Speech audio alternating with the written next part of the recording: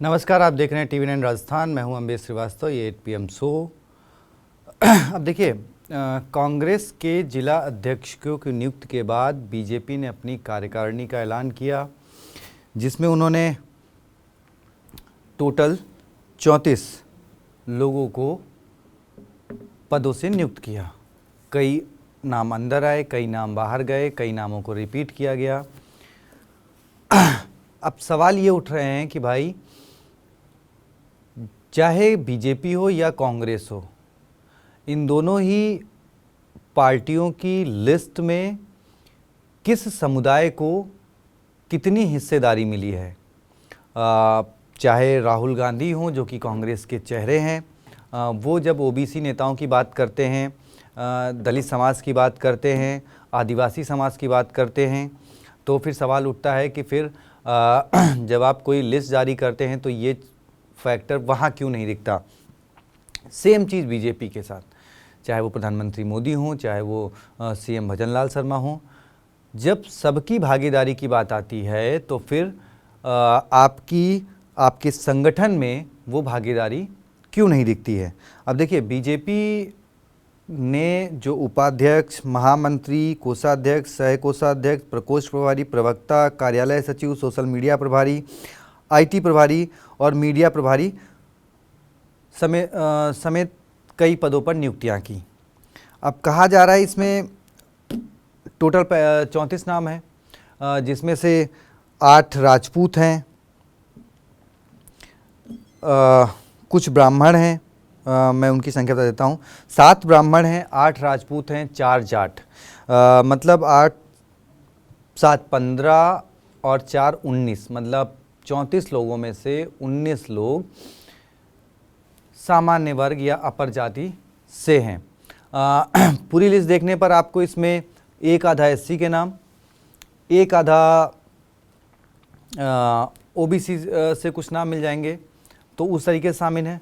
लेकिन बीजेपी की लिस्ट में कोई भी मुस्लिम नाम नहीं है, कोई भी आदिवासी नाम नहीं है।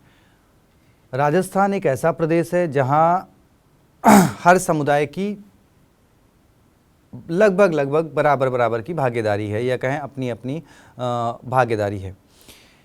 अब सवाल ये है कि संगठन या फिर पार्टी के स्तर पर जब कोई नियुक्तियां होती हैं तो उनमें मौका क्यों नहीं मिलता है, आदिवासी समाज को मौका क्यों नहीं मिलता है, क्यों नियुक्तियां बड़े स्तर पर नहीं दी जाती हैं, महिलाओं को क्यों भागीदारी नहीं मिलती है। अगर आप देखें, चाहे कांग्रेस की लिस्ट हो चाहे बीजेपी की लिस्ट हो, दोनों ही लिस्ट में सिर्फ 7 महिलाओं को पदों से नवाजा गया। अब प्रधानमंत्री मोदी, आपको याद होगा, एक बिल भी पास हुआ था कि भाई आधी आबादी को जो है 30% भागीदारी राजनीति में मिलनी चाहिए। अब विधानसभा चुनाव हो गए तब सवाल उठे, लोकसभा चुनाव हुए तब सवाल उठे कि कितने महिलाओं को टिकट दिया गया, और अब जब संगठन में नियुक्तियों की बारी आई तो भी सवाल है कि महिलाओं को उनके हक की नियुक्तियां, जब आप मंचों से जो बयान देते हैं वो फिर आपकी नियुक्तियों में क्यों नहीं दिखता। अब इसमें एक नाम ज्योति मिर्धा जी हैं, जो कि जाट चेहरा हैं, उनको उपाध्यक्ष बनाया गया है। लेकिन फिर सवाल वही, सिर्फ 7 नाम इसमें बीजेपी ने शामिल किए हैं, 7 महिलाओं को भागीदारी सौंपी है।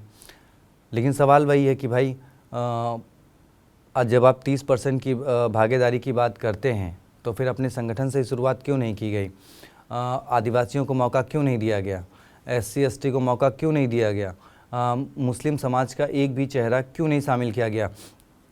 आपको याद होगा, विधानसभा चुनाव के दौरान जब बीजेपी ने एक भी मुस्लिम कैंडिडेट्स को टिकट नहीं दिया, इकलौते एक बीजेपी के विधायक थे यूनुस खान, जो कि वसुंधरा सरकार में मंत्री भी रहा करते थे, उनका भी टिकट काट दिया गया।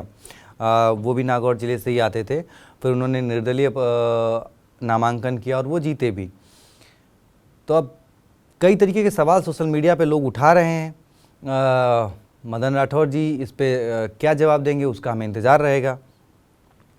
वही चीज़ कांग्रेस के साथ भी है कि ठीक है आपने सब बराबरी की बात करते हैं, लेकिन आपने जाट समाज के 10 जिला अध्यक्ष बनाए, उसको लेकर सवाल उठे। डोडासरा का एक पुराना वीडियो वायरल हुआ, उसमें ये आया कि भाई किसके गुट के कितने लोग हैं। तो ये कई सारी बातें हैं और अब इसको क्या इसका इम्पैक्ट आगामी जो निकाय चुनाव हैं, जो लोकल बॉडी के इलेक्शंस है, पंचायत और निकाय चुनाव, क्या उसमें देखने को मिलेगा। अब बीजेपी पे एक सवाल ये होता है कि भाई आपके जो मुख्यमंत्री ब्राह्मण हैं, एक वक्त पे सीपी जोशी प्रदेश अध्यक्ष हुआ करते थे, वो भी ब्राह्मण थे। उन्होंने सतीश पुनिया क्योंकि रिप्लेस करके वो बने थे, तो ये था कि भाई जाट समाज को साइडलाइन किया जा रहा है, लेकिन इस लिस्ट में खैर 4 जाट नेताओं को मौका दिया गया। तो इससे ये भी है कि भाई क्या राजस्थान के जाट समाज को साधने का प्रयास किया जा रहा है। तो ये कई सारे सवाल हैं। अब आप अपने कमेंट बॉक्स में बताएं कि भाई आपकी क्या राय है इन दोनों ही पार्टियों की, इन दोनों ही लिस्ट को देखने के बाद। क्या राजस्थान के कुछ समाज को अनदेखा किया जा रहा है और वो क्या वो सिर्फ इन पार्टियों के लिए एक वोट बैंक महज मात्र हैं क्योंकि आरोप दोनों ही पार्टियों पे बराबर ही लगते हैं। तो आखिर ये अनदेखापन क्यों किया जा रहा है? कमेंट बॉक्स में अपनी राय बताएं। वीडियो को ज़्यादा से ज़्यादा शेयर करें, चैनल को सब्सक्राइब करें। धन्यवाद।